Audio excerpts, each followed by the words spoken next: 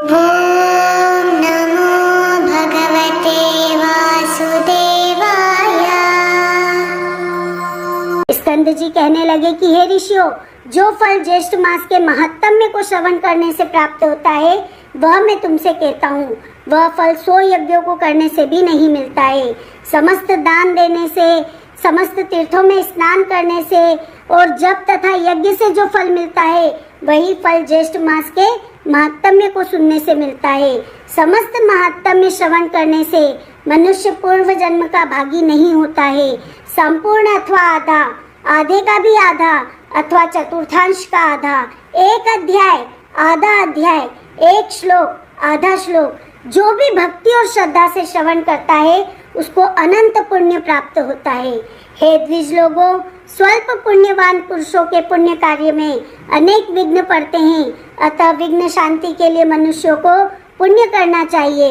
यदि स्नान, कर्म और महात्म्य श्रवण कार्य में विघ्न आ जाए तो विघ्न भय से पुण्य कर्म का त्याग न करें, उस कर्म को दूसरों से करवाना चाहिए। बारंबार पुण्य कर्म को करने से विघ्नों का नाश होता है।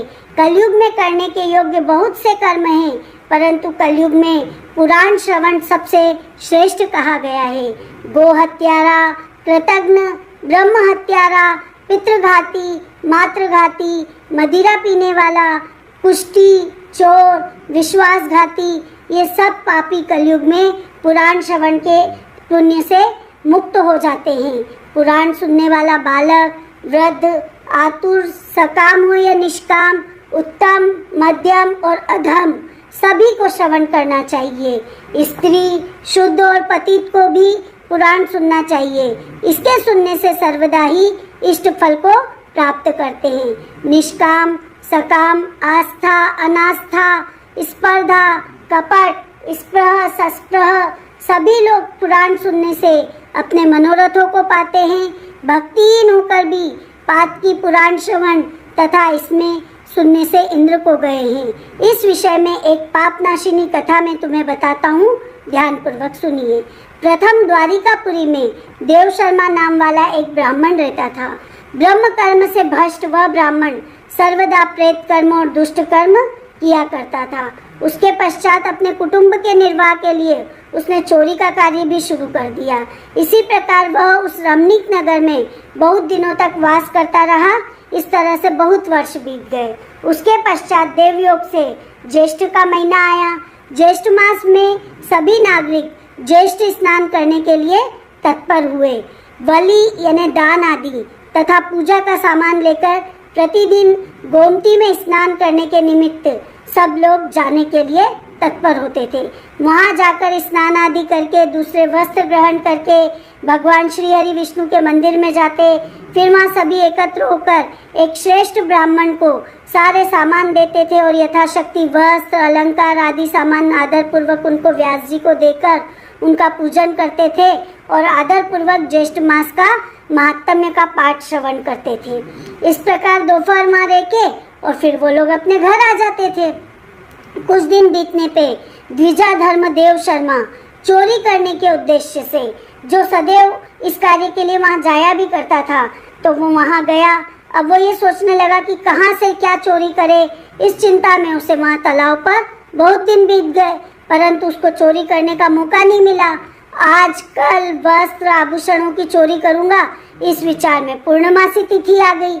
अब पूर्णिमासी तो ज्येष्ठ मास महात्म्य का अंतिम दिन है, तो पूर्णिमासी के दिन सभी लोगों ने उत्साह पूर्वक स्नान आदि कर्म किया, पुराण श्रवण किया और व्यास जी का भी यानी ब्राह्मण का भी पूजन किया जिन्होंने पुराण सुनाया वगैरह उनका।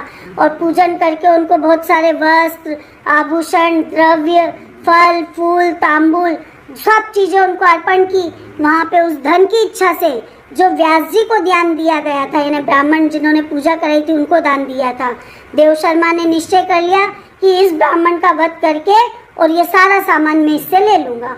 तो देव से प्राप्त इस व्यास की समस्त वस्तुएं चोरी करके मैं प्राप्त कर लूंगा, ऐसा निश्चय करके वो स्वयं भी वहाँ पे पहुँच गया। अब व्यास पूजन में दिखावे के तौर पे वो पृथ्वी पे गिर के और दंडवत नमस्कार करता है और बोलता है कि हे विप्र, मैं तो बहुत दीन हूँ, यानी गरीब हूँ, दुखी हूँ और आपको मैं कुछ भी नहीं दे सकता हूँ, तो मैं आपको अपना शरीर ही अर्पण करता हूँ, क्योंकि मेरे पास तो देने के लिए कोई और भेंट है ही नहीं, और अब मैं आपका दास हूँ, तो अब आप मेरे से मेरी सेवा ग्रहण करें, जो भी आपको चाहिए वो कार्य मेरे से कराएं। उसने सबसे अधिक बनावटी भक्ति दिखलाई। उसके पश्चात सूर्यास्त होने पे सभी लोग चले गए। अब वहाँ पे केवल 2 ही व्यक्ति रह गए। एक तो वो व्यास जी ब्राह्मण जिनकी सबने पूजा की थी और सबने दान दक्षिणा दी, और दूसरा वो धूर्त देव शर्मा जो कि उनको लूटना चाहता था। हे राजन, इसके पश्चात उस पौराणिक ने सभी सामान को एकत्रित करके एक बड़ा सा गट्ठर बांध दिया और देव शर्मा के मस्तक पर उसको रख दिया। उस बोझ से सिर नीचा करके बारंबार प्रसन्न होता हुआ व्यास जी के साथ वो जाता रहा।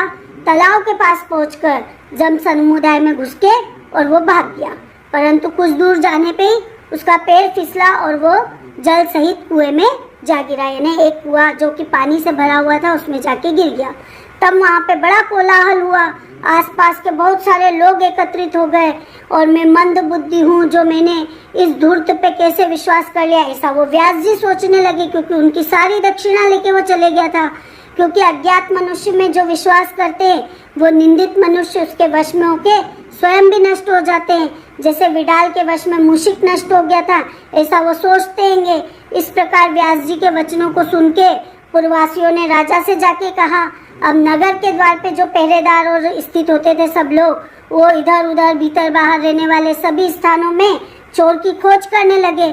सूर्योदय होने पे फिर चोर की खोज शुरू हुई।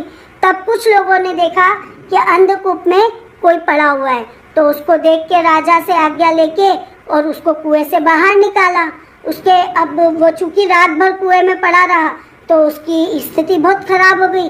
बस उसके प्राण कुछ शेष रह गए थे, तो उसने सब वस्तुएं ब्राह्मण को दे दी, व्यास जी को, और उसके पश्चात उसके प्राण निकल गए। अब जैसे उसके प्राण निकले ऐसे ही एक दिव्य देह, वो तो दिव्य देहधारी हो गया, और एक विमान आया जिस पे बैठ के उसने तो समस्त पूर्ववासियों को प्रणाम करता हुआ बोला कि आप सबकी कृपा से मुझको ये सब प्राप्त हुआ है, दिव्य देह प्राप्त हुई है, और ये विमान आया मेरे लिए स्वर्ग से। और वो तो सभी को विस्मृत करता हुआ ज्येष्ठ मास महात्म्य की प्रशंसा करता हुआ उन सब पूर्ववासियों के मुख से ज्येष्ठ मास महात्म्य को सुनता हुआ श्रद्धाहीन होने पे भी वैकुंठ लोक को चले गया। स्कंद जी बोले कि हे ब्राह्मणों, यह मैंने तुमसे विस्तार पूर्वक पुराण कथा अभक्त पातकी का महात्म्य कहा, परंतु जो भक्ति भाव से ज्येष्ठ मास का महात्म्य श्रवण करते हैं उनके श्रेष्ठ भाग का तो कहना ही क्या। जो लोग मोहवश अपनी शक्ति के अनुसार व्यास जी का पूजन नहीं करते हैं वे दरिद्र तथा रोग से युक्त होते हैं, इसमें कोई संशय नहीं। जो मनुष्य पुराण का श्रवण नहीं करते हैं तथा त्रिविक्रम भगवान का पूजन नहीं करते हैं या दर्शन नहीं करते हैं वे गूंगे बहरे तथा पंगु होते हैं, इसमें भी कोई संशय नहीं। इस प्रकार स्कंद जी के मुख से महात्म्य सुन के वे सब ब्राह्मण नंदनवन के पुष्पों की स्कंद जी पर वर्षा करने लगे, और कुछ लोग तो प्रेम से नाचने लगे तथा कुछ लोग उपचारों से पूजा करने लगे। यह श्रेष्ठ मास का श्रेष्ठ महात्म्य सुन के वे सब लोग प्रसन्न हो गए और बारंबार महात्म्य पूछने लगे। इति श्री ज्येष्ठ मास महात्म्य ज्येष्ठ मास श्रवण महात्म्य वर्णन 300 अध्याय संपूर्ण। आपको मेरा ये वीडियो अच्छा लगा हो तो इसे लाइक कीजिए, शेयर कीजिए। अभी तक यदि आपने मेरे चैनल को सब्सक्राइब नहीं किया तो कृपया मेरे चैनल को सब्सक्राइब कीजिए, बेल आइकन। भगवते वासुदेवाय।